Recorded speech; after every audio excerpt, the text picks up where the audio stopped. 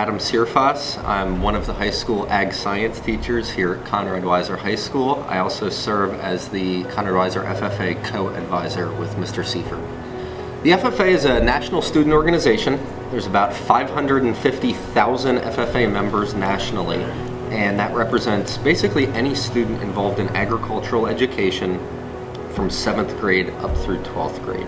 As an FFA member, students have a lot of opportunities to compete in career development events and attend leadership workshops and state and national conventions, and the list goes on and on and on. But the concept is that students are taking agricultural education courses, and then through FFA, they're building career preparation and leadership and interpersonal skills that are important and will lead to success in the future. Currently here at Conrad Weiser High School, we have an animal room, and then we have a barn that can be retrofitted for just about any animal we could ever want to raise. Right now in the animal room, we have two different calves. They're both dairy breeds. We have Taylin, who is about a 2-month-old Holstein calf, and then we have Milk Dud, who is literally a week-old bull calf, and he's a Jersey. Out in the barn, we also have 2 miniature horses right now, and we did have chickens up until earlier this week. And throughout the year, we will change those paddocks and those areas and bring in different animals based off what I might be teaching in my curriculum or what the students might be researching or investigating with independent studies. So in order to facilitate animal science education and to provide these opportunities to students, I rely heavily on donations from local farmers or local individuals. So a lot of times the animals that we have, that we bring in, are either donated to the Conrad Weiser FFA for us to then sell as a fundraiser, or they are loaned to us for no cost from that farmer or that individual, and then we just pay for any of the feed and supplies that we might need at the time.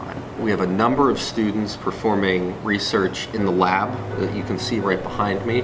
There's some students that are doing research with spotted lanternflies. We have other students that are doing research with fruit flies, and they are giving them concussions to try to model those concussions or those studies and compare those to human studies to see if the fruit fly serves as a model organism with brain trauma. We have other students working back in the microbiology lab that are culturing cell lines for mice or any number of other different animals, and they're looking at cancer studies and other really advanced anatomy and physiology research topics. We have other students that are doing research out in the garden and in the animal room and out in the barn, and they're either investigating those animals and just learning basic animal handling skills, or more advanced nutrition and, again, anatomical and physiological studies. Experiential learning and learning by doing.